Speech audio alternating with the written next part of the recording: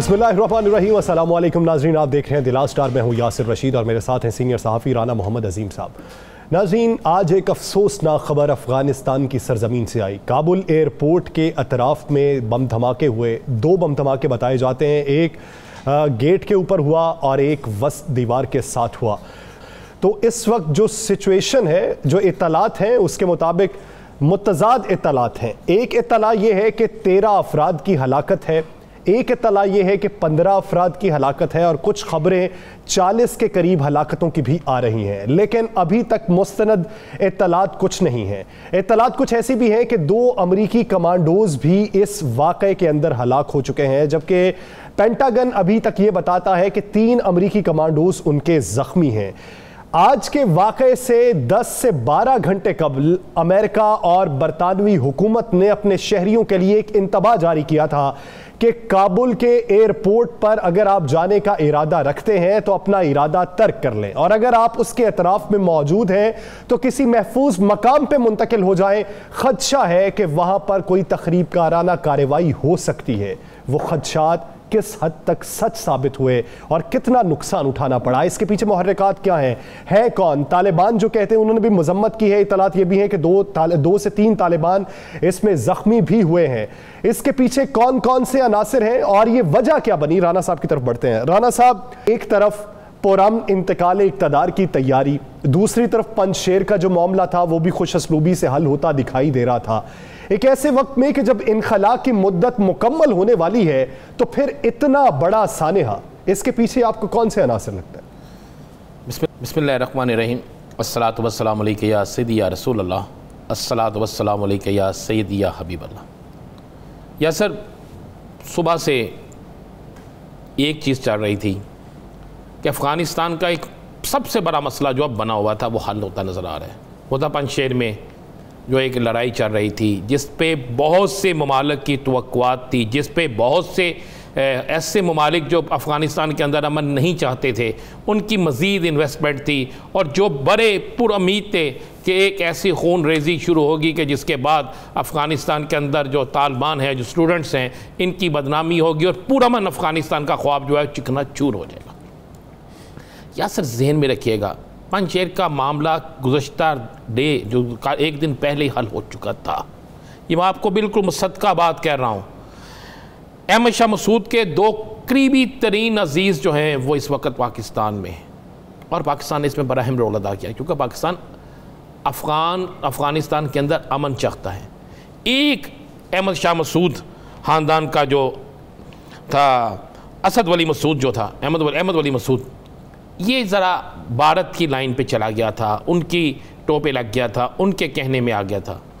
लेकिन बड़ी बेहतरीन हिकमत अमली से इस मामले को सेटल किया गया, और गुज़श्ता रोज़ ये मामला सेटल हो चुका था। उसकी अनाउंसमेंट इसलिए नहीं की गई थी कि वहाँ पर कुछ मामलात को मज़ीद तय करना था, और कुछ तय करने के बाद कुछ चीज़ों को बेनकाब करना था और कुछ अफराद को पकड़ना था। जैसे ही ये अनाउंसमेंट होती है, ये इतला बाहर निकलती है कि ये मामला हो गया, तो या सर वो लोग जो वहाँ पर शामियाने बजा रहे थे कि अब कत्ल गारत होगी, खासकर भारत, खासकर इसराइल और खासकर CIA का वो विंग जो अफ़गानिस्तान से ड्रग लेकर जाता था, जिसके ज़रिए ड्रग जाती थी, जो ड्रग माफिया को सपोर्ट करता था और अरबों डॉलर दुनिया के मुस्लिम मालिक में ये पहुँचा कर कमाता था। या सर, ये मैं आपको वो इतला दे रहा हूँ जो बिल्कुल 100% है। अब उस माफिया के लिए ये बड़ी खौफनाक खबर थी। इंडिया के अंदर आपको पता है, जब ये पंजशेर के मामला हल होने की खबर आई तो सफ़े मातम बिछ गया। फिर उनके एंकर, उनके वो रिटायर्ड जनरल, रिटायर्ड मेजर, वो जिनको किसी का कोई काम नहीं आता, उन्होंने बोलना शुरू कर दिया, उन्होंने नए से नए लोग शुरू कर दिए। तो फिर उसके बाद वो दाइश, जिससे एक रोज़ पहले आपको पता है कि बाकायदा एक कॉल ट्रेस हुई थी। ऐसे नहीं कहा गया था, ये ऐसे नहीं कहा गया था कि जनाब आप बरतानिया और अमेरिका जो है उन्होंने अपने फ़ौजियों को और अपने शहरियों को ऐसे नहीं कहा था कि आपने एयरपोर्ट की तरफ नहीं जाना। बाकायदा दाइश की एक कॉल ट्रेस हुई थी। और मज़े वाली बात यह है कि दाइश के पीछे भी तो इन्हीं के लोग हैं ना, दाइश के पीछे कोई और तो नहीं है। दाइश के पीछे क्या भारत नहीं है? दाइश के पीछे क्या अमेरिका की एजेंसीज नहीं है? दाइश के पीछे क्या मोसाद नहीं है? दाइश के पीछे क्या NDS नहीं है? ये असल में अगर वहाँ पे धमाका ना, वहाँ पे तस्फिया ना होता और एक दिन पहले ये खबर ना फैलती तो ये धमाका जो था ये इस वक्त में नहीं होना था। इसका वक्त चेंज किया जाना था। पहले एक कॉल ट्रेस होती है, फिर बाकायदा दाइश की तरफ से धमकी आती है जिसको वहाँ पे बताया जाता है दाइश की तरफ से ये धमकी आ गई है। धमकी के बाद ये सारा वक़ुआ होता है। असल टारगेट जो थे मैं आपको बताऊँ, एक टारगेट तो ये था कि आपको पता है, जिस तरह मैं सिर्फ एक छोटा सी चीज़ समझाने के लिए समझा दूँ कि जब आप पाकिस्तान के अंदर साबिक सदर पाकिस्तान जनरल ज़ियाउल हक शहीद साहब को, जनरल अब्दुल रहमान शहीद को मरवाने के लिए अपने भी किसी साथी की कुर्बानी दे देते हैं, या सर आप समझ गए होंगे, तो फिर इसी तरह अफ़गानिस्तान के अंदर अमन को बर्बाद करने के लिए और अमन को और कुछ वक्त लेने के लिए, इन्हरा के लिए कुछ वक्त लेने के लिए कुछ अपने लोगों को भी इन्होंने, कुछ लोगों ने कुर्बान किया और दाइश को इस्तेमाल की करके ये एक कुछ कुर्बानियां दी, अफगानों की ज़्यादा दी और ये पैगाम दिया कि तालिबान वहाँ पे अमन नहीं ला सके, उनके होते अमन नहीं है। या सर बात बड़ी सिंपल सी है, एक तो ये इलाका तालिबान के कंट्रोल में नहीं था, अमेरिकन कंट्रोल में है ना, काबुल अमेरिकन कंट्रोल में था। दूसरी बात तालिबान के कंट्रोल में, हाँ, दूसरी बात ये है कि वहाँ पर जो लोग मौजूद थे उसको चेक कौन कर रहा था? यही लोग चेक कर रहे थे ना।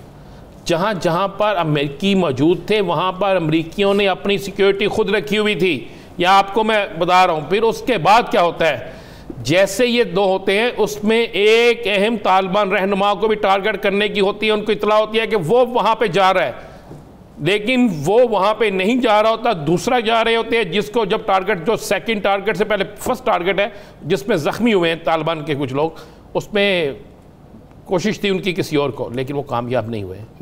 हमने अपने ही प्रोग्राम में कहा था कि अब भी काबुल के अंदर दाइश, मोसाद, रा और TTP पाकिस्तान जो है ये वहाँ मौजूद हैं। ये अपने खुफिया रास्ते बना रखे हैं इन्होंने पंजशेर में भी मौजूद है, बाकी जगहों पे मौजूद है, और ये वक़्त का तयन करके ऐसा माहौल पैदा करने की कोशिश करेंगे। रिकॉर्ड निकाल के देख लें, हमने यही बात की थी उसमें क्या, और ये किया गया है। अब अगला मरहला क्या होगा? अभी थोड़ी देर पहले जो अमेरिकी सदर है उन्होंने ऐलान कर दिया है कि जनाब ये दाइश की कार्रवाई है। तो दाइश की कार्रवाई है तो आपने इतना अरसा पहले दाइश के खिलाफ कार्रवाई क्यों नहीं की? आपकी फौजें मौजूद थी अफगानिस्तान के अंदर, तो दाइश को ख़त्म क्यों नहीं किया? आपको दाइश नज़र नहीं आई? दाइश को ख़त्म क्यों नहीं किया? वहाँ पर जो दिगर दहशतगर्द तंजीमें थी दाइश के साथ, उनको ख़त्म क्यों नहीं किया? आज अगर आप पे दाइश ने हमला किया, आप इकरार कर रहे हैं, तो फिर पहले उस ऑपरेशन में 15 साल, 10 साल, 5 साल या 1 साल के ऑपरेशन में दाइश पे क्यों नहीं किया गया? ये एक बड़ा सवालिया निशान है, चूँकि ये बाकायदा एक प्लानिंग है और उसमें अपना कुछ नुकसान अगर कुछ होता है तो अपने 10% नुकसान करवा के 90% किसी और का नुकसान करवा लेना, ये है। दो इसके पीछे कुव्वतें हैं। एक वो ड्रग माफिया जो मुख्तलिफ इंटरनेशनल खुफिया एजेंसियों के ज़रिए, आपको पता है दुनिया में सबसे ज़्यादा ड्रग यहाँ से जाती थी ना, अफ़गानिस्तान से, और उससे अरबों डॉलर कमाए जाते थे, और उन अरबों डॉलर्स के साथ जो कमाए जाते थे उसके साथ में किन किन ममालिक में क्या क्या किया जाता था, ये एक बड़ा खौफनाक खेल था।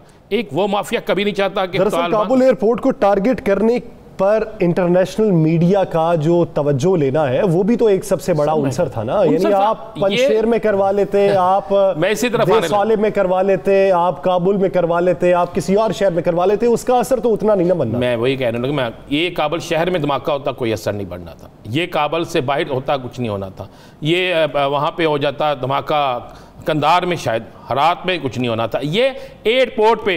अब एयरपोर्ट पे करवाने का एक ही मकसद है, और ख़ासकर अमरीकी फ़ौजियों के पास दूसरा धमाका करवाने का मकसद क्या है कि जनाब जो 3-4 दिन से चीज़ें चाह रही हैं इन्हरा कि इसमें थोड़ा सा टाइम दे दिया जाए, थोड़ा सा वक्त दे दिया जाए। उसके लिए एक मवाद, एक चीज़ पैदा करनी थी। एक तीर से दो शिकार थे, एक तालिबान को बदनाम करना कि ये बताना कि अभी उनका कंट्रोल नहीं है, और जिस जगह जो चाहेंगे दाइश कर सकती है। दाइश नहीं है, दाइश के पीछे कौन से लोग हैं, दाइश के अंदर कौन से लोग हैं, दाइश को सपोर्ट करने वाले कौन से लोग हैं, वो भी तो सामने आने चाहिए ना। वो सबको पता है, आपको पता है, मुझे पता है, सबको पता है कि उनकी ट्रेनिंग कहाँ होती थी। क्या नहीं पता? मैंने कल कहा था प्रोग्राम में, परसों हमने प्रोग्राम में कहा था कि 100 अफराद ऐसे गिरफ्तार हुए हैं कि जिन्होंने इंकशाफात किए हैं, जिसमें कुछ इंडियंस भी शामिल हैं, दाइश के लोग शामिल हैं, TTP के लोग शामिल हैं। तो उसी वक्त ये पता चल गया था कि उनके बाकी ताने बाने कहाँ से मिलते हैं, कौन कहाँ पे मौजूद है। क्यों तालिबान बार बार कह रहे थे कि हम 31 अगस्त से आगे एक दिन नहीं देंगे।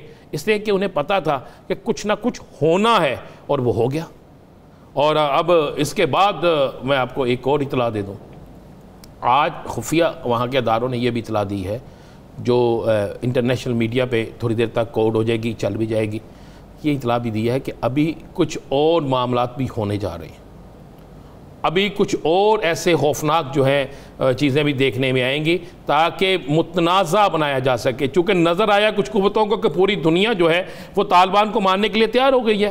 तालिबान का जो मनफी एक उनके खिलाफ मनफी प्रोपेगेंडा किया गया था कि जनाब वो जालिम है, वो फ़लाँ है, वो फ़लाँ है, जब वो ज़ायल हो गया, उन्होंने देखा कि ऐसा मामला ही कोई नहीं है, वहाँ पे न तालिबान ने किसी को छेड़ा भी नहीं है, कोई लूट मार नहीं होने दी, कुछ नहीं हुआ, अमन हो गया, लोग खुश हो रहे हैं, स्कूल भी खुल गए, बैंक भी खुल गए। तो उस वक्त में फिर ये सारा कुछ किया जा रहा है। और नई इतला ये है कि एक अब जो नया वहाँ पे एक इंफॉर्मेशन निकली है बाहर, और जो वहाँ पे उन्होंने रेड अलर्ट, या आप रेड अलर्ट नहीं कह सकते, अलर्ट जारी किया है कि जिसमें कहा गया है कि अभी मज़ीद ऐसी चीज़ें हो सकती हैं, कुछ चीज़ें ट्रेस हो चुकी हैं यासर। तो यासर इन सारे हालात में आप अंदाज़ा लगा सकते हैं, यह खाली अफ़गानिस्तान का मामला नहीं है, काबल का मामला नहीं है। अफ़गानिस्तान में अमन से आप ये देखें ना, चाइना खुशहाल, रशिया खुशहाल, ईरान खुशहाल, पाकिस्तान खुशहाल, ताजिकिस्तान खुशहाल, उज़्बेकिस्तान खुशहाल होगा, और उसमें बदखाल कौन होगा? हालांकि भारत अगर इंसानों जैसा काम करे तो वो भी खुशहाल हो सकता है। आप ये भी तो देखें ना कि तालिबान के आने के बाद अब वो जो मुखालिफ थे, जो सदियों मुखालिफ रहे, 2 सदियां कम अरसा नहीं होता, वो जो मुखालिफ थे वो भी अब ये उम्मीद करते हैं कि कुछ बेहतर डिलीवर कर सकेंगे। मगरबी ममालिक भी हैं, वो भी ये समझते हैं कि उनसे हमें बात करना पड़ेगी। जो खित्ते के ममालिक हैं वो भी ये कहते हैं कि ये अपने किए गए वादों पर ये कायम रहे, हम यही उम्मीद और दुआ करते हैं। एक ही मुल्क ऐसा है, एक मुल्क ऐसा है जो ये कहता है कि ये कश्मीर पे कब्जा करना चाहते हैं, इनकी नजरें हम पे हैं, ये आने वाली नस्लें तबाह कर देंगे। सिर्फ एक ही मुल्क है ना? बिल्कुल एक ही मुल्क है। और मैं आपको एक और बता दूँ, ये जो 2 धमाके हैं ना, इसमें जो एक खुदकश हमलावर, एक खुदकश है, दूसरे को अभी खुदकश करार नहीं दिया जा रहा। जो एक खुदकश है, आपको पता है कि वो जिस गाड़ी में आया है, वो जिस तरीके से आया है, उसकी भी फुटेज हासिल कर ली गई है। और बड़ी खौफनाक सी बात यह है कि उसके ताने बाने मिल गए हैं हमारे हमसाया मुल्क से। ये मैं आपको बिल्कुल कह रहा हूँ, हमसाया मुल्क से उसके ताने बाने मिल गए हैं। वो दाइश का था, उस शख्स को किसने भेजा, कहाँ से भेजा, वो किसके साथ चल के आया, कितनी देर पहले पहुंचा, इंटेलिजेंस इदारों ने अफगानिस्तान के अंदर बड़ी अच्छी इंटेलिजेंस जारी है, वो भी पता कर लिया। अब आगे उनके साथ क्या होने वाला है यासर, आप ये देखिएगा। अब अफ़गानिस्तान का अमन बर्बाद करने का मकसद है 5-6 ममालिक का अमन बर्बाद करना, 5-6 ममालिक की मौशियत को तबाह करने की कोशिश करना, अफ़गानिस्तान के अंदर से अंदर एक खौफनाक सूरत हाल पैदा करना। पंजशेर में उनको नाकामी हो गई, वहाँ पे बेहतरीन तरीके से मामला तय हो रहे हैं, और इसमें पाकिस्तान का अहम तरीन रोल है। मैं आपको फिर यहाँ पर ये ब्रेक काट देता हूँ कि अहमद शाह मसूद जो है, उनके 2 करीब तरीन अजीज़ जो हैं वो पाकिस्तान में हैं, और उन्होंने इसमें अपना अहम किरदार अदा किया है। हुकूमत पाकिस्तान के अहम तरीन अफराद में इसमें बड़ी अहम ज़िम्मेदारी अता की है, क्योंकि ये पुरअमन अफ़गानिस्तान के लिए। एक उनमें से जो है नौजवान अहमद मसूद वली, वो चूँकि इंडिया की टो पे था, इंडिया के हाथों चला गया हुआ था, लेकिन अब सुनने में आया है कि वो भी आहिस्ता आहिस्ता वापस हो रहा है। और जब जो लोग अब इसमें आ गए हैं, जिन्होंने मुज़ाकरात कर लिए हैं, उसके बाद भारत का रास्ता बंद। आज भारत में कल सुबह से लेकर इस धमाके से पहले सफ़े मातम था। इस धमाके के बाद भारत में ये नहीं हो रहा कि वहाँ पे कितने अमेरिकी फ़ौजी जो हैं वो हलाक हो गए, कितने अफ़गानी जो हैं वो जब हक हो गए, कितना वहाँ पे नुकसान हो गया। वहाँ पे एक ही बात चल रही है कि तालिबान जो है वो नाकाम हो गए। और भाई तालिबान किस तरह नाकाम हो गए, उनकी तो अभी वहाँ पे हदूद ही नहीं है, वो तो अभी कंट्रोल ही किसी और के पास है। तो ये सब कुछ चल रहा है। और मैं आपको ये भी बता दूँ, भारतीय मीडिया को हदायत मिली है कि आप ये चलाएँ, ये सब कुछ करें। इस सारी चीज़ें मॉनिटर हो रही हैं, हर जगह से मॉनिटर हो रही हैं यासर। और ये पता चल गया वो दाइश का वो कौन सा था, वो दाइश का था, किसके ज़रिए आया, किस तरह गया, सब कुछ इल्म हो गया। अगले 24 से 48 घंटों में तालिबान तर्जमान जो हैं उनकी तरफ से वाज़े तौर पर बहुत सी चीज़ें सामने आ जाएंगी। और दूसरा, मैंने आपको क्या, एक और अलर्ट जारी हो चुका है, उस अलर्ट पे भी कोशिश कर रहे हैं कि उस तक पहुंच जाएं और कुछ गिरफ्तारियां अमल में ले आएँ। बड़ी एक्टिव हो चुका है वहाँ पे काम, बड़ा मुतहरक हो चुके हैं। और ये देखेंगे सिर्फ अमरीकियों के लिए नहीं, पाकिस्तान कितना अच्छा काम वहाँ कर रहा था, पाकिस्तान कितने लोगों को निकाल के लेके जा रहा था। अब भी जो खबर आ रही है कि 4000 के, अब भी जो कहा जा रहा है कि 4000 कराची लाए जाएंगे और उसके बाद कराची से वो आगे शिफ्ट होंगे। अब पाकिस्तान इससे ज़्यादा क्या कर सकता है? भारत क्यों नहीं अपने मुल्क में शिफ्ट कर रहा गैर मुल्कियों को? उसके दीगर ममालिक क्यों नहीं कर रहे? भारत ने तो ये हरकत की है कि अफगानिस्तान की रुकन असम्बली जो थी, पार्लियामेंट की जो रुकन थी, उनके साथ दिल्ली एयरपोर्ट, भारत के एयरपोर्ट पे क्या किया गया? वापस भेज दिया गया है। और पूरी उम्र जो गुन गाते रहे भारत के, जो भारत के तराने गाते रहे, जो भारत का तिरंगा अपनी असम्बलियों के अंदर ले जाते रहे, उनके साथ क्या हुआ? और पाकिस्तान जिसके खिलाफ साजिशें होती रही, वो अफगानिस्तान के अंदर मदद कर रहा है। मौजूदा वक्त की जब तारीख लिखी जाएगी तो सब कुछ लिखा जाएगा कि ऐसे में कौन किस समत में खड़ा था और उसका किरदार क्या रहा। नाजरीन, इसी पे मजीद भी बात करेंगे, लेकिन एक शॉर्ट ब्रेक के बाद स्टे विद अस।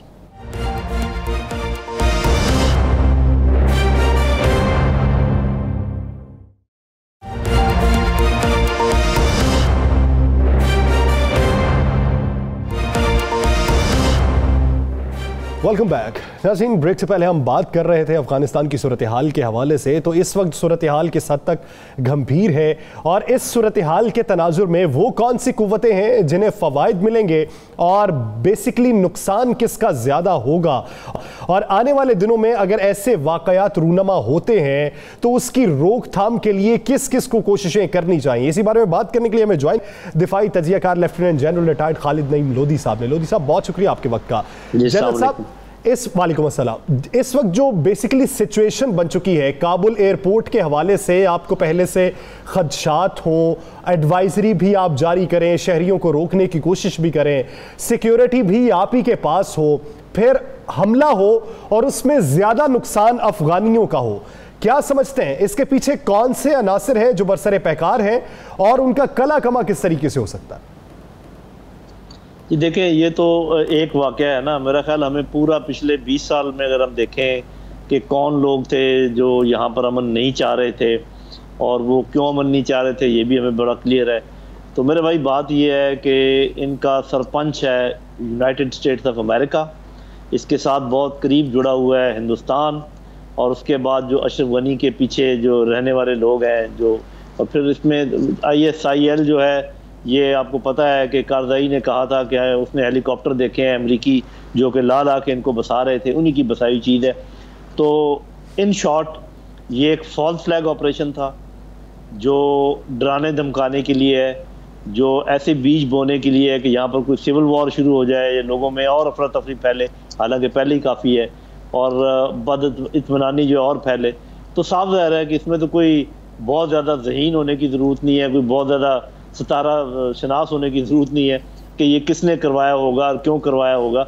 लेकिन मेरा अपना ख्याल ये है कि जो अमन चाहने वाले हैं वो बड़ा मजबूत ग्रुप है, चाइना, रूस, Iran, Pakistan, central Asian countries, Afghan अवाम, अफगान तालिबान। तो ये सारे हथकंडे जो हैं ये बुझते चिराग की आखिरी भड़क है, ये ख़त्म हो जाएंगे इंशाअल्लाह।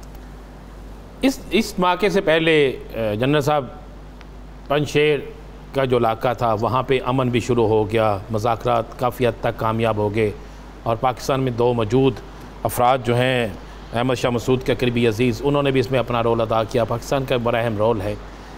उसके बाद इस खबर के फैलते भारत में तो सफ़े मातम बिछ गई थी। दोबारा उसके बाद इस धमाके के बाद भारत के अंदर TV चैनल्स पे जो चल रहा है वो आप भी देख रहे हैं, मैं भी देख रहा हूँ। आप क्या समझते हैं कि इसके पीछे जिनकी तरफ आपने इशारा किया उन्हीं की तरफ हम भी इशारा कर रहे हैं? क्या वो माफिया जो अफ़गानिस्तान के अंदर से सबसे बड़ी ड्रग लेकर जाता था, जो एक किसी बड़े मुल्क की खुफिया एजेंसी है, क्या वो माफिया भी इसमें मुलव्वस नहीं? जी वही मुलव्वस है, वो नहीं, मतलब ये कि वो कोई एडिशनल नहीं है, वो ही मुलव्वस है, वो ही कर रहे हैं। आप इशारे कनाइयों में बात कर रहे हैं, मैं खुल के क्लियर उनका नाम ले रहा हूँ। तो बात यह है कि देखें, ये तो एक लंबी दास्तान है और शुरू से जो लोग इस पर गौर फिक्र करते हैं उनको मालूम है कि कौन लोग यहाँ पर अमन नहीं चाहते, वही अभी आगे चल रहे हैं। ये तो बहुत खुशाइन बात है, बड़ी अच्छी खबर है कि अफगान तालिबान ने अपना रिकॉर्ड नहीं ख़राब होने दिया, खून खराबा ना करने वाला, और पंजशेर वैली के लोगों से भी बातचीत होगी, क्योंकि उसमें से आधे से ज़्यादा लोग तो वैसे ही अमन चाह रहे थे, और आपने खुद जिक्र किया उनके दो चचा जो हैं वो यहाँ मौजूद थे। तो मेरा ख्याल है कि अमन की जीत लाजमी है इंशाअल्लाह। इसलिए कि अमन चाहने वाली ताकतें मजबूत हैं इस दफ़ा और आपस में बातचीत कर रही हैं, आपस में कोऑर्डिनेशन है। अभी भी आपको पता है हमारे वज़ीर ख़ारजा जो है चंद मुल्कों के दौरे पे निकले हुए हैं, तो इसमें पाकिस्तान का भी बहुत बड़ा रोल है और मुझे यकीन है कि अमन जीतेगा। लेकिन साफ ज़ाहिर है कि कुछ देर के लिए ये कुव्वतें जो हैं थोड़ा सा खौफ और राज फैलाने की कोशिश करेंगी, तो जब वो यहाँ पर अपने इतने साल रह कर इतने ज़्यादा फ़ौजों के साथ जो काम नहीं कर पाए वो दूर दराज रह कर इन धमाकों से नहीं कर पाएंगे। जनरल साहब, क्या 31 अगस्त तक फ़ौजों गैर मुल्की फ़ौजों का इन्हारा मुकम्मल हो जाएगा? जी, इसमें दो बातें हैं। जो तो गैर मुल्की फ़ौजी हैं, बावर्दी लोग, वो तो तमाम यहाँ से निकल जाएंगे 31 अगस्त तक, जहाँ तक मेरा अपना अंदाज़ा है। अलबत्ता जो इनखला है ये जारी रहेगा क्योंकि कुछ अभी फॉरेनर यहाँ मौजूद हैं। अलबत्ता वो इनखला जो है फिर अफगान तालिबान के ज़ेर निगरानी होगा। ये वो मान जाएंगे कि 31 अगस्त के बाद भी इनखला होता रहे, ये नहीं मानेंगे कि बैरूनी फ़ौजें यहाँ पर रह जाएं। जनरल साहब, आप ये देखिए कि इस वक्त दो मुमालिक की जानिब से, भारत और अमेरिका की जानिब से जो जंग जारी थी उसमें हारने का जिम्मेदार और मलबा जो है वो पाकिस्तान को ठहराया जा रहा है। इस ब्लेम गेम का मकसद क्या है? आने वाले दिनों में टारगेट क्या होना चाहिए? जी देखिए, वो उनका मकसद तो बिल्कुल वाज़ेह है कि वो अपने पर्दा डालना चाहते हैं अपनी कोताहियों पर, अपनी शिकस्त पर। लेकिन पाकिस्तान ने मेरा ख्याल है बहुत अच्छा सबक सीखा और आज वज़ीर आज़म ने जो बातचीत किया उसमें बड़ा क्लियरली उन्होंने ले डाउन कर दिया है कि हमारी आइंदा खारजा पॉलिसी ख़ासकर अफगानिस्तान के मतलब और इवन अमेरिका के मतलब वो उन्होंने क्लियर कर दिया है कि हम अभी किसी के कहने पर किसी जंग में शामिल नहीं होंगे, किसी की जंग में मावनत नहीं करेंगे, हम सिर्फ अमन में मावनत करेंगे। और बाकी भी जो उन्होंने जिन प्रिंसिपल्स का अदा किया है मेरा ख्याल वो बिल्कुल ठीक है। अब मेरा ख्याल है पाकिस्तान की पॉलिसी इतनी वाज़ेह है कि अब इसमें कोई मज़ीद रखना डालने की अगर कोई कोशिश करेगा तो जल्द तो ये मुमकिन नहीं है। जनरल साहब, एक इतला ये भी आ रही है कि इस दोनों धमाकों के बाद जो कुछ कॉल ट्रेस भी हुई, उसके बाद एक और अलर्ट भी जारी हुआ है और इतला ये भी आ रही है कि कुछ लोग गिरफ़्तार भी हो गए और ख़ुद अफ़गानिस्तान के अंदर अफ़गानियों तालिबान की जो इंटेलिजेंस है उसने भी बड़े अहम तरीन कामयाबी हासिल की है और उसके ताने बाने कुछ ऐसे लोगों से मिलते हैं जिनके तरफ आप और मैं इशारा कर रहे हैं, लेकिन उन्होंने वक्ती तौर पर इसको स्टॉप किया है कि उनके इन्हला के बाद इस पर काम करेंगे। जी, ये मुमकिन है। मेरा अपना ये ख्याल ये है कि जो लोग मुलव्वस हैं इसमें, जो फॉरेनर्स नहीं हैं और वहाँ के लोकल लोग हैं, वो अगर पकड़े जाएं तो उनको बाद में अगर इबरत का निशान बना दिया जाए तो इस किस्म के काम जो है ना वो ख़त्म होने का बहुत इम्कान है। जी जनरल साहब, आप क्या समझते हैं 20 साल पहले अहमद शाह मसूद और तालिबान के दरमियान जो इख्तलाफ थे, अब के वक्त में तालिबान का रवैया क्या तब्दील हो चुका है जिसकी वजह से वो इख्तलाफ ख़त्म होते दिखाई देते हैं या वजह कुछ और लगती? जी, बहुत ज़्यादा तब्दीली है और वो बिल्कुल वाज़ेह है। एक तो वो किसी किस्म की सख्ती नहीं कर रहे, सबको उन्होंने मुआफ़ किया है, सारे अफ़गानिस्तान पर उनका कंट्रोल है सिवाय इस वादी के। तो जो ज़मीनी हालात हैं उनमें भी बहुत ज़्यादा फ़र्क है, जो आपस में बैलेंस ऑफ फोर्सेस है उसमें भी बहुत ज़्यादा फ़र्क है। और वहाँ उस वक्त आपको पता है खला था, प्रॉक्सीज मुल्कों ने बना रखी थी और उसकी वजह से एक जंग की सी कैफियत थी। अभी वो प्रॉक्सीज भी नहीं है और खला भी नहीं है, इसलिए कि चीन मौजूद है, रूस मौजूद है, ईरान मौजूद है, पाकिस्तान, सेंट्रल एशियन कंट्रीज़। तो बहुत ज़मीन आसमान का फ़र्क है हालात में भी और अफ़गान तालिबान के रवैये में भी। लिहाजा वो वाला काम दोबारा ना होने का इम्कान है, उसका कोई इम्कान नहीं। जनरल साहब, कितना अरसा आप देख रहे हैं कि कितना मज़ीद अरसा लगेगा कि दुनिया तालिबान की हुकूमत को बाकायदा कबूल कर लेगी? जी, मेरा ख्याल है कि जो ही ये इंटरिम हुकूमत का ऐलान करेंगे और जनरली अगर लोगों को ये एहसास हो गया कि जो अक्सरियत है अफगानों की वो उस पर मुतमिन है, क्योंकि सबको तो मुतमिन नहीं किया जा सकता, वो तो बिल्कुल क्लियर बात है। तो शुरू में मेरा अपना अंदाज़ा है कुछ दर्जन भर ममालिक जो हैं वो फौरी तौर पर रिकगनाइज़ करेंगे और उसमें पाकिस्तान भी शामिल होगा, ये मेरा अंदाज़ा है। और उसके बाद ये इनको पॉलिटिकल स्टेबिलिटी लाने के लिए, क्योंकि लोग इतराज़ करेंगे जब ये गवर्नमेंट बनाएंगे और थोड़े से छोटे मोटे हो सकते हैं हंगामे हो, 2 साल का अरसा एटलीस्ट दरकार है पॉलिटिकल स्टेबिलिटी के लिए और 5 से 6 साल चाहिए इकनॉमिक स्टेबिलिटी के लिए। अगर हालात आराम से सही जनरल साहब, चलते आइंदा का मंजरनामा क्या देखते हैं? अगर हुकूमत तश्कील पाती है तो कितने फीसद अफगान तालिबान दिखाई देते हैं हुकूमत में आपको? जी, मेरा अपना ख्याल ये है कि कम से कम तालिबान 60 से 65% तक होंगे और बाकी 35-40% जो है वो बाकी लोगों को ये एडजस्ट करेंगे। और ये मुनासिब तनासिब है मेरे अपने ख्याल में। ये दुनिया को भी कबूल होगा क्योंकि दुनिया यहाँ के जो एथनिक डिवीजन है उनको समझती है और इसमें हज़ारात भी शामिल होंगे यकीनन। तो जो सेक्टेरियन डिवाइड है वो उसको भी ये कवर करेंगे। और जैसे मैंने कहा कि सब लोग खुश तो नहीं होंगे, लेकिन जनरली यहाँ पर स्टेबिलिटी होने का इम्कान है और इकोनॉमिक एक्टिविटी शुरू हो जाएगी। और ये अमेरिका और यूके वगैरह ज़्यादा देर नहीं रहेंगे दूर, क्योंकि यहाँ पर उनको मुकाबला करना है चीन से, रूस से। इस इलाके को खाली नहीं छोड़ेंगे। तो मेरा अपना अंदाज़ा है कि 3-4 माह में वो भी इनको मानेंगे और यहाँ पर अपनी एक्टिविटी लेकर आएंगे ज़रूर। इस मैदान को खाली नहीं छोड़ेंगे, उस मैदान को खाली नहीं छोड़ेंगे। बिल्कुल आपकी बात दुरुस्त है।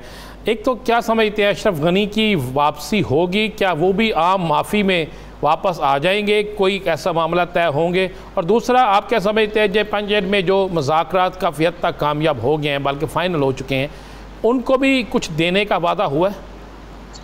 जी देखें, अशरफ गनी तो इतने पैसे साथ ले गया है कि उसको तो वापस आने की ज़रूरत नहीं है, क्योंकि दोबारा तो वो कभी यहाँ पर इक़्तिदार में आ नहीं सकता। तो वो याशी उधर ही करेगा जहाँ वो बाहर है, और पता नहीं उसकी ज़िंदगी को बख्श दिया जाएगा या क्या होगा, मुझे नहीं मालूम। लेकिन ये जो पंशेर में हुआ है, मेरा ख्याल है कि ये अपने आखिरी मराहिल में है। ये अगर तय पा गया तो इतना गिरफ्त मजबूत हो जाएगी अफगान तालिबान की पूरे अफगानिस्तान के ऊपर कि ये सबको साथ लेकर बड़े आराम से आगे चल पड़ेंगे।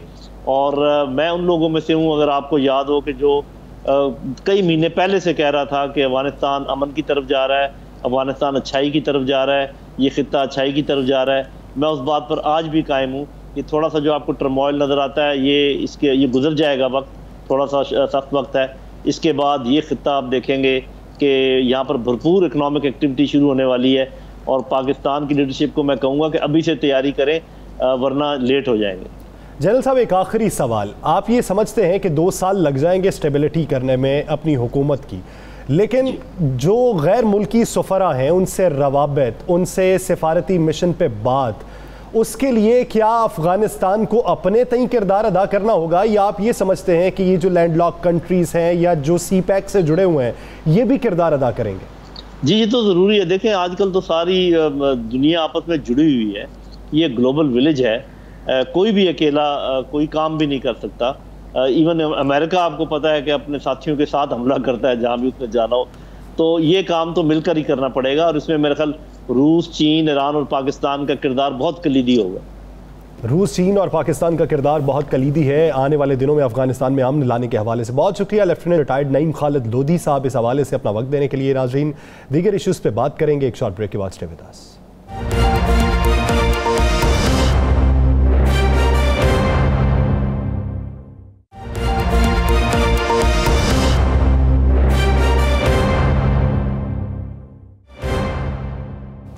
Welcome back. नाज़रीन, अब हम बात करेंगे पाकिस्तान तहरीक इंसाफ की 3 साला हुकूमत की कारकर्दगी की। आज मरकज़ी तकरीब सजाई गई, वज़ीर आज़म इमरान खान भी उसमें मौजूद थे, वफाकी वज़रा मौजूद थे, वज़ीर आला पंजाब, वज़ीर आला KP, सेनेट से भी अराकीन वहाँ पर मौजूद थे, इत्तेहादी भी मौजूद थे। वहाँ पर उस तकरीब के दौरान 3 साला कारकर्दगी में पिछली हुकूमतों से मुवाजना किया गया कि पिछली हुकूमतों ने अपने दौरे इक़्तिदार में किस हद तक करप्शन पर काबू पाया और किस हद तक रिकवरीज करवाई। ये मेजर पॉइंट था आज की तकरीब का। डेवलपमेंट के हवाले से भी बातें होती रहीं कि हमने कितनी डेवलपमेंट की, गुज़श्ता हुकूमतों में क्या होती रही। तो ये कंपैरिजन पे अपोजिशन क्या राय रखती है, मौजूदा हालात और पाकिस्तान तहरीक इंसाफ का मौक़िफ़ किस हद तक एक दूसरे से मिलते जुलते या मुखालिफ है, इसी बारे में बात करने के लिए हमें ज्वाइन किया पीपल्स पार्टी के सीनियर रहनुमा और साबिक चेयरमैन सेनेट नैयर बुखारी साहब ने। बुखारी साहब, बहुत शुक्रिया आपके वक्त का। बुखारी साहब, आपने भी चीदा चीदा कुछ नुकात सुने होंगे आज के जो वज़ीर आज़म इमरान खान साहब ने बयान किए, अपनी हुकूमत और गुज़श्ता हुकूमतों का जो तकाबली मवाजना किया है। आप क्या समझते हैं कि मौजूदा जो वक्त है, इस वक्त में आम आवाम की सूरत हाल और पाकिस्तान तहरीक इंसाफ का मौक़िफ़ और दावे किस हद तक सच्चे साबित होते हैं? शुक्रिया। देखिए, गुजारिश ये है कि ये पिछले 3 साल से एक स्टीरियोटाइप तकरीर प्राइम मिनिस्टर की कौम सुन रही है और जो ये क्लेम कर रहे हैं, इनकी पहले बुनियादी बात है गवर्नेंस को देख लिया जाए। पाकिस्तान में टैक्स कलेक्शन का जो अदारा है जिसको FBR कहते हैं, 6 चेयरमैन उन्होंने बदलाए हैं 3 साल में, और जो आखिरी चेयरमैन अभी इन्होंने अपॉइंट किया था 5वां, वो अप्रैल में किया था 2021 में, और ये 4 महीने से ज़्यादा नहीं चल पाया। तो जो टारगेट्स इन्होंने जब भी सेट किए अपने एनुअल बजट में, वो कभी भी अचीव नहीं हुए। और इनडायरेक्ट टैक्सेस इन्होंने बहुत बढ़ाए। आप ये पिछली गवर्नमेंट से कंपैरिजन करते हैं तो प्राइस इंडेक्स को आप देख लें कि जो 2018 में था आज वो क्या है। पेट्रोल की कीमत क्या थी, बिजली की कीमत क्या थी, गैस की क्या कीमत किस कीमत पर फराम की जा रही थी, आटा, चीनी, दाल, चावल, दवाइयाँ किस तरह। तो बात है जिस ये टॉल क्लेम्स करते हैं अपनी अचीवमेंट्स का, उसका अवाम नास को तो कोई फायदा नहीं पहुंचा आज तक। आज तो जो अवाम है उनकी दस्तरस से रोजमर्रा की अशिया उनके दस्तरस से बाहर चली, उनकी कुव्वत खरीद बैठ चुकी है, और 100% से ज्यादा महंगाई, कई जगह तो 200% महंगाई होगी। आप ये देख लें कि ऑयल जो था या घी जो था 2018 में 180-85 रुपए किलो था, आज वो 325 रुपए है। चीनी 55 रुपए थी, आज 110 रुपए है। सिमिलरली बिजली का यूनिट आज 12 से लेकर 22 रुपए तक चला जाता है, उनके स्लैब ड्यूटी बढ़ जाते हैं। पेट्रोलियम की कीमत देख, तो ये जो अचीवमेंट्स बताते हैं उस अचीवमेंट्स का बेनिफिट पब्लिक एट लार्ज को हुआ नहीं है भाई साहब। ये हुकूमत ने अपनी 3 साल कारकर्दगी पेश कर दी, वज़ीर आज़म साहब ने आज कर दिया।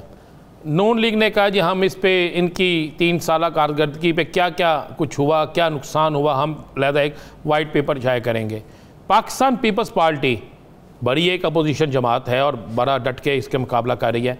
क्या पाकिस्तान पीपल्स पार्टी वज़ीर आज़म की इस तकरीर का जवाब इनके 3 सालों में क्या क्या महंगाई या वाइट पेपर शाया करके इस सिलसिले में कुछ करने जा रही है? देखिए बिल्कुल हम इसको रिस्पॉन्ड करेंगे, और आज भी ये जो भी मैं आपसे गुफ्तगू कर रहा हूँ ये मैं रिस्पॉन्स दे रहा हूँ। मेरे पार्टी के बाकी लोग मुख्तलिफ चैनल से बात कर रहे हैं, हम रिस्पॉन्ड कर रहे हैं सारे इशू पे, और इसको एक कंपैरिजन जो कंपैरेटिव स्टडी है वो भी हम कौम के सामने रख देंगे कि 2018 में कीमतें क्या थी, आज क्या है। 2018 में जो पॉवर्टी की जो रेशो थी वो क्या है और आज क्या है।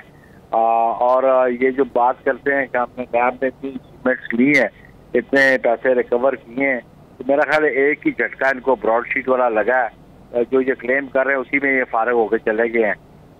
और फिर इन्होंने जो जितने भी पहले भी इन्होंने हुकूमत के 100 डेज का टारगेट रखा वो अचीव नहीं हुआ। जो उन्होंने इलेक्शन से पहले क्लेम किए, टॉल क्लेम्स किए थे और ये कहा था कमिटमेंट्स की थी, वो अंडर नहीं की, ना नौकरियां, ना मकान, ना कुछ और फिर सारा मलबा 3 साल पे पहले की गवर्नमेंट पे डालते रहे। भला चला आप डाल दें, आपका एक ही मौका पर है, नहीं छोड़ूंगा नहीं छोड़ूंगा। भाई क्या आपका कोई कन्विक्शन हुई है किसी नैब कोर्ट से? 3 साल हो गए, 3 साल बड़ा सफिशिएंट टाइम होता है। फिर ये भी कहते हैं ये मुकदमे हमारे नहीं बनाए हुए, पहली हुकूमत के बनाए हुए। तो क्या वजह है कि नैब कोर्ट से आप फैसले नहीं करवा सके? क्या वजह है कि नैब अपने केसेस वहाँ पे परसू नहीं कर सका? क्या वजह है कि नैब वहाँ पे अपनी एविडेंस नहीं ला सका?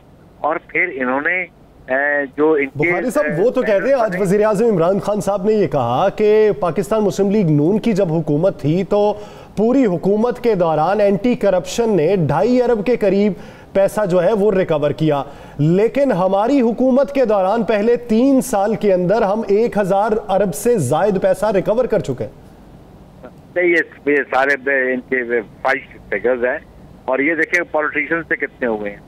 ये सारे सिविल सर्वेंट से, ठेकेदारों से रिकवर हुए हैं। किसी पॉलिटिशियन से रिकवरी हुई है जिसपे ये सबसे ज्यादा इल्जाम लगाते हैं? कोई एक पैनी रिकवर की है इन्होंने नून के किसी बंदे से? एक पैनी पीपल्स पार्टी की किसी बंदे से रिकवर हुआ है या उनके खिलाफ कन्विक्शन हुई है? 3 बार गेन उन अफसरान ने जो मुलव्वस थे करप्शन में, जो इनके आज भी सहूलतकार बैठे हुए हैं।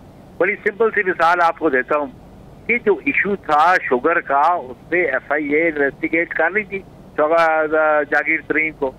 फिर यकायक को क्या हुआ कि FIA जाके एक अदालत में स्टेटमेंट दे दिया कि हमें मतलूब नहीं है। तो वो फिर एक डील होगी ना, क्योंकि अगर वो उनको अरेस्ट करते तो उनकी गवर्नर पंजाब में रहती, मरकज में रहती। नहीं यार भाई साहब, कुछ नहीं किया 3 साल में इस हुकूमत ने। पीपल्स पार्टी और अपोजिशन जमातों का दावा है, उन हुकूमत का दावा है हमने सब कुछ किया। 3 साल के बाद अगले 2 साल रह गए हैं। 3 साल में मुसलसल इस हुकूमत के खिलाफ कंपेन चली, मुत्तहिदा अपोजिशन भी बनी, अपोजिशन मुत्तहिदा अपोजिशन टूट भी गई, पीपल्स पार्टी आज भी कंपेन चला रही है। क्या अब पीपल्स पार्टी में, चूंकि आप सेक्रेटरी जनरल पीपल्स पार्टी भी है, इसी हवाले से आपसे करूंगा बात, क्या पीपल्स पार्टी अब मजीद हुकूमत के 2 साल इंतजार करेगी? एहतजाजी तहरीक तो आप चला रहे हैं, अब आप समझते हैं कि इस हुकूमत का 2 साल बाद एहतसाब इलेक्शन के जरिए किया जाएगा? देखिए जी, हम तो आज भी जिन इश्यूज पे हमने बेटियां बनाई थी, उन इश्यूज पे हम आज भी कारबंद हैं। अगर उस पे बाकी जमातें रहती तो शायद आज ये हुकूमत में ना होते। पर हमने तो हर लीगल ऑप्शन का सामने रखा PDM के, लेकिन उनका इसरार सिर्फ रेजिग्नेशन पे था, जिसपे हमारी लास्ट ऑप्शन थी, जिसकी वजह से वो आगे चल ना सका। लेकिन हम आज भी समझते हैं कि ऐसी सूरत हाल है, जो कॉन्स्टिट्यूशनल लीगल तरीका है इनसे निजात हासिल करने का, वो तो एक्सरसाइज कर रहे हैं बाकी जमातें।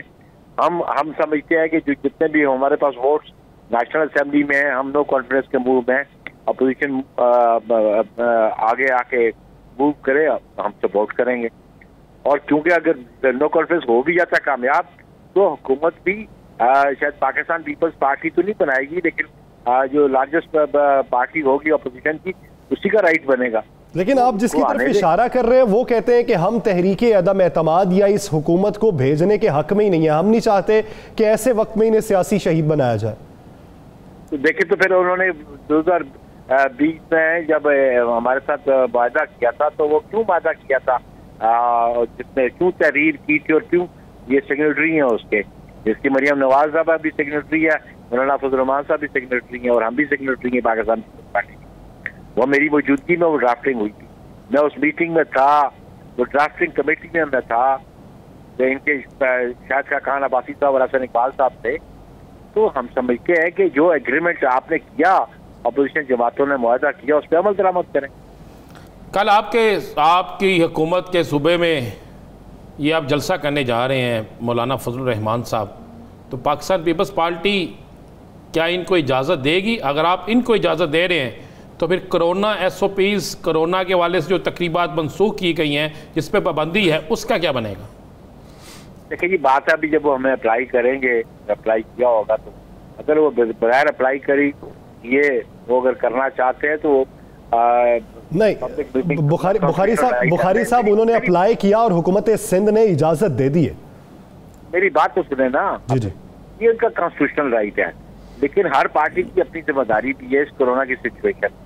गवर्नमेंट ऑफ सिंध ने अभी स्कूल बंद रखे हुए हैं, बाकी वो जो मार्केट का ऑपरेशन है वो भी उन्होंने उसको भी महदूद किया हुआ है। तो ये जिम्मेदारी तो इन पोलिटिकल पार्टीज की है। हमारी जमात ने, जिसकी गवर्नमेंट है सिंध में, उसने इजाजत दी है सिंध गवर्नमेंट ने, तो वो तो एक हम तो कॉन्स्टिट्यूशनल राइट्स तो बिलीव करते हैं, राइट्स ऑफ एसोसिएशन, आईनी कानूनी हक पे आप यकीन रखते हैं? हर पार्टी का हक है कि वो कानूनी तनाजुर में अप्लाई कर सकती है, लेकिन सोच विचार अखलाकी तौर पे भी करनी चाहिए कि सवाल मुवाफिक है या मुखालिफ। बहुत शुक्रिया नैयर बुखारी साहब इस हवाले से अपना वक्त देने के लिए। नाज़रीन, दीगर इश्यूज़ पे बात करेंगे एक शॉर्ट ब्रेक के बाद। Stay with us.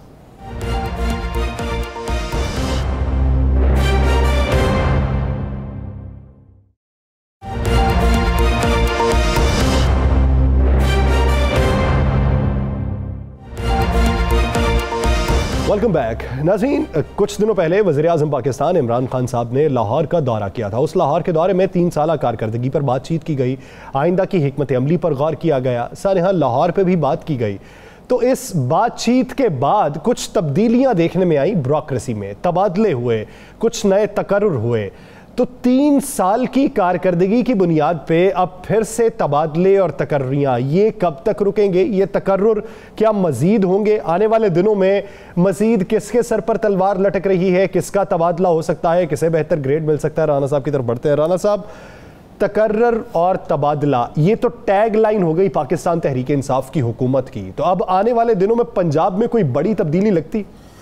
या सर बिल्कुल, आने वाले दिनों में आप पुलिस के अंदर कोई बड़े तबादले हैं, ये मैं आपको बिल्कुल बता रहा हूँ। देखिए हमने पहले भी कहा था, बल्कि कल प्रोग्राम याद करें, कल मैंने साबर शाकिर से कहा था कि सुनने में आए को बड़े तबादले हो रहे हैं। उन्होंने कहा मेरी इतला नहीं है, आपके पास ज़्यादा इतला है। तो मुझे तो चूंकि इतला थी उन्होंने कहा था मेरा कंधा इस्तेमाल न करें। तो हो गए तबादले और बड़े पैमाने पे तबादले में। इस तबादलों के बाद यासर अब मज़ीद तबादले होने लगे हैं, और उस मज़ीद तबादलों में मैं आपको क्लियर कर दूँ, पुलिस के अंदर बड़े तबादले हैं, 3-4 कलमदान भी तब्दील होने हैं। अच्छा आपको एक बड़ी अहम बात बताऊँ, ये मीडिया से बात छुपी रही।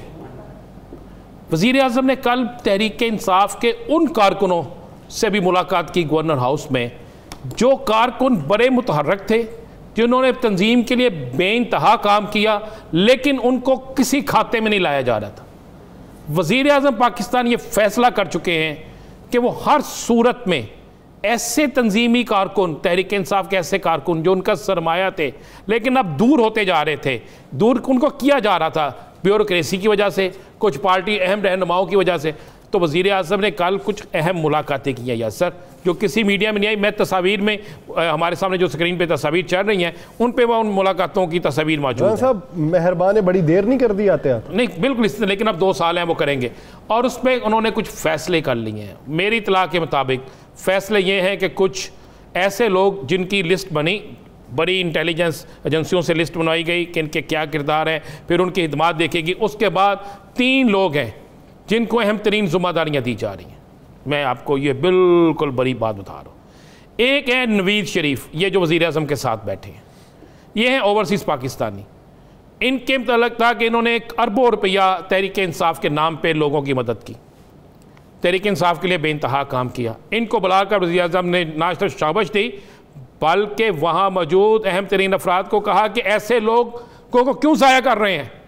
नवीज़ शरीफ को अहम ओहदा दिया जा रहा है। ये मैं आपको बड़ी खबर दे देता हूँ, आपको तस्वीर में नज़र आ रहा है। और बाकी दूसरा बड़ा ओहदा अहम तरीन अबराइज किसको किया जा रहा है? सरदार सलीम अहमद ख़ान। ये वो शख्स है जो 2 दफ़ा शाहिदा खान आबासी के हल्का मरी में 2 दफ़ा ये तहसील नाज़िम रह चुके हैं। इनको वहाँ पे लाया जा रहा है, और मज़े वाली बात है, इनको इसलिए लाया जा रहा है कि सुनने में यह है कि सदाकत अब्बासी से काम नहीं हो सका, तो अगले आने वाले वक्त में शाहिदा खान अब्बासी को अगर कोई टफ़ टाइम दे सकता है तो वो ये है। और वहाँ पर पोटोहार में अगर तहरीक इंसाफ की सियासत को कोई कर सकता है तो ये कर सकता है। इनके बेटे जो हैं अरसलान, वो इनकी एग्जीक्यूटिव काउंसिल के मेंबर, और ये भी उनकी एग्जीक्यूटिव काउंसिल के मेंबर हैं। दूसरा इनको मिल रहा है। तीसरी जो ज़िम्मेदारी है वो जनूबी पंजाब से दी जा रही है, और ये जनूबी पंजाब की जो शख्सियत है, ये वहाँ पर सिर्फ शख्सियत ही नहीं, मैं आपको ये बता दूँ, उनका तल्लक जो है वो डेरा गाजी खान से है। नाम मैं इसलिए अभी नहीं लूँगा कि मेरे पास वो चीज़ मौजूद नहीं है। दोनों के तो मेरे पास चीज़ें मौजूद थी, तस्वीर भी, जो मुलाकात हुई सारी, जो अखबारात और चैनल पे तो नहीं आई, लेकिन हमने अपने ज़राए से ले ली, उनको भी दिया जा रहा है। पहली चीज़ मैं आपको बता रहा हूँ कि नवीज़ शरीफ को अहम ओहदा दिया जा रहा है, और उसके हवाले से बड़े अहम कहा गया है। सरदार सलीम अहमद ख़ान को ओहदा दिया जा रहा है, और तीसरा डेरा गाज़ी। वज़ीर आज़म पाकिस्तान और वज़ीर आला पंजाब ये फैसला कर चुके हैं कि अब सियासी कारकुन जो उनके, वो कारकुन जिनकी वजह से वोट बैंक बढ़ सकता है, जिनकी वजह से इनकी तंजीम को फ़ायदा हो सकता है, जो तंजीम पर बेइंतहा इन्वेस्टमेंट कर चुके हैं बग़ैर किसी लालच के, उनको आगे लाया जाए, ये कल हुआ। और उसके बाद कुछ शिकायतें आई पुलिस के हवाले से, जिस पर मेरी इतला यह है कि पुलिस और कुछ मज़ीद ब्यूरोक्रेसी, इन पर बड़ा हाथ सख्त होने लगा है। और 3 ऐसे वज़रा वज़ीर, उनके हवाले से भी कुछ चीज़ें सामने आईं, जिस पर कहा गया कि अभी तो नहीं, लेकिन कुछ अरसे बाद मुकम्मल रिपोर्ट आने के बाद उनके साथ भी बहुत कुछ होगा। ये मैं आपको बिल्कुल वो चीज़ बता रहा हूँ कि जो थी। और एक मैं आपको और बता दूँ, कल एक अहम तरीन वज़ीर पूरी तकरीब में मौजूद नहीं थे। वफाकी सबाई, एक सबाई वज़ीर वहाँ मौजूद नहीं थे। किस तकरीब में? जो वज़ीर आज़म ने लाहौर में की, सही मौजूद नहीं थे।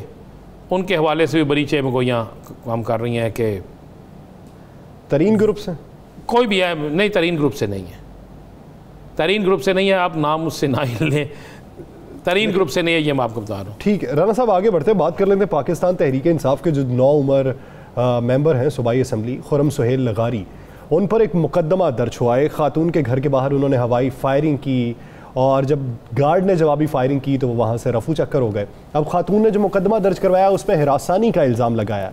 हक़ाइक़ क्या है इसमें? देखें, ये हक़ाइक़ तो अभी इन्वेस्टिगेशन होनी चाहिए, वो सामने आएंगे। मैंने बड़ी कोशिश की है, कोशिश करूँ खुरम लगारी साहब से रब्ता करने की, खुरम से लगारी साहब से फ़ोन वो उठा नहीं रहे, जब तक वो सामने नहीं आते उस वक्त तक नहीं होता। लेकिन ज़हन में रखिएगा, लाहौर शहर में एक हकूमती MPA, और ये MPA भी वो है जिसने माजी में, आपको पता है ना, इसने पहले सबसे पहले एक अलहदा ग्रुप बनाया था, फिर ये तरीन साहब के ग्रुप में चला गया, और उसके बाद इनके मतलब काफ़ी चीज़ें सुनने में आ रही हैं। आप इसमें देखें ना, जो दफ़ात लगी हैं वो 506B 452 नॉन अवेलेबल है, 440 तेबे, 452 तेबे, और इसमें वो लड़की कहती है कि ये मुझे साहिला जो कहते ब्लैकमेल हरासा करता रहा और ज़बरदस्ती जान से मार देने की धमकियां देकर तलक़ात कायम की है। उन्होंने कहा कि मैं अपने वालदैन से भी इस बात को छुपाती रही। उसने कहा माह रमज़ान में चन्नू खान लगारी जो इनके वालदे मोहतरम हैं, उनको बाकायदा टेलीफोन नंबर लिखा हुआ है, इस पर शिकायत की तो उन्होंने कहा कि आप क्या मैं भी इससे तंग हूँ, ये FIR में लिखा हुआ है। अब एक फुटेज भी आई है जिसके मुताबिक उन्हीं की गाड़ी है जो फायरिंग कर रही है। अब तो खुरम लगारी ने आके, खुरम से लगारी ने आके अपना मौक़िफ़ देना है ना, क्या हुआ। लेकिन एक सवालिया निशान ज़रूर है यासर, अब ये पंजाब पुलिस के लिए, अच्छा एक चीज़ तो बड़ी अच्छी है आपको वो अभी पीछे एक इन्होंने एडवाइजरी एक जारी की थी, वो अपने तमाम अफसरान को, RPO DPOs को, कि अगर किसी खातून की जानिब से वो हेल्पलाइन पर अगर कोई दरख्वास्त दी जाती है और वो उस दरख्वास्त पर अमल दरामद नहीं होता तो फिर तमाम इलाके के SHOs, DSPs, SSPs और RPO वो जवाबदेह भी होंगे। उसमें यह भी लिखा गया था कि चाहे वो किसी भी पार्टी से ताल्लुक़ रखता हो, चाहे वो कितना ही बाअसर क्यों ना हो, दरख्वास्त दायर करना और मुकदमे की पैरवी करना आपका काम है। तो ये एक अच्छा पहलू भी है। बिल्कुल अच्छा पहलू, मैं तो कह रहा हूँ कि ये बहुत बड़ी बात है। शायद ये सिंध में ना होता, ये KPK में ना होता, ये बलूचिस्तान में ना होता, लेकिन ये पंजाब में हुआ। और अब सवाल यह निशान ये है कि जिस तरह एक FIR के दर्ज होने के फौरी बाद गिरफ्तारी होती है, इन्वेस्टिगेशन की जाती है, क्या इस FIR के बाद भी इन्वेस्टिगेशन होगी? क्या पुलिस ये मुकदमा दर्ज करने के बाद सिर्फ सुख की बांसुरी बजाएगी या वाकई मुलज़म को गिरफ्तार करेगी? अगर वो मुलज़म है, गिरफ्तार होता है तो उसको सज़ा, अगर नहीं है तो फिर उस औरत जिसने गलत मुकदमा दर्ज कराया फिर उसके खिलाफ कार्रवाई। अगर बेहतरी की जानिब एक कदम बढ़ाया है तो फिर मजीद चलने के लिए भी कुछ बर्दाश्त करना पड़ेंगी। नाज़रीन, द लास्ट आवर से मुझे और राना अज़ीम साहब को दीजिए इजाज़त। अल्लाह ने के बाद।